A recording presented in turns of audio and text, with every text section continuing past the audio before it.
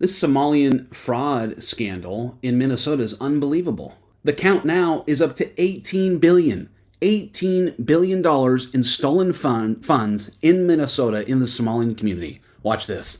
Minnesota has become ground zero for government incompetence, waste, fraud, and abuse. And if we lived in a sensible society, the people running that state would be removed from power permanently.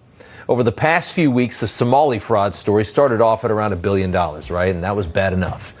That quickly became billions. And then yesterday, that number skyrocketed. The U.S. attorney in Minnesota talking about a completely different scheme here, announcing state programs were targeted with fraud, and the state is absolutely swamped with these crimes, he says. The feds believe a significant amount of the $18 billion paid out by Medicaid to Minnesota programs was fraudulent.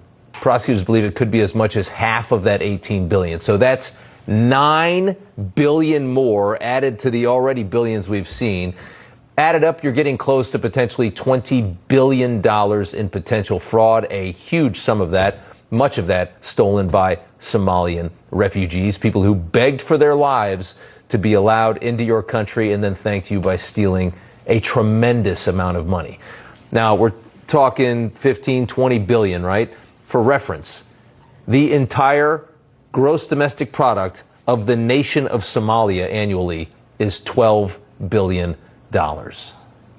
It is one of the most ridiculous stories I have seen after doing news for 20 years. Here's the U.S. Attorney for Minnesota describing the absolute scale of this operation. Minnesotans and taxpayers deserve to know the truth of the fraud. The fraud is not small. It isn't isolated. The magnitude cannot be overstated. What we see in Minnesota is not a handful of bad actors committing crimes. It's a staggering industrial scale fraud. You know, there comes a point where you don't get away with the excuse of, quote, being incompetent anymore.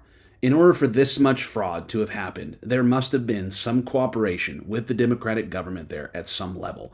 This is criminal activity, it's multi-layered, and some people need to be held accountable. Hey, I want to thank you for watching this video. Please like, follow, and subscribe for more content to help you with your Christian walk.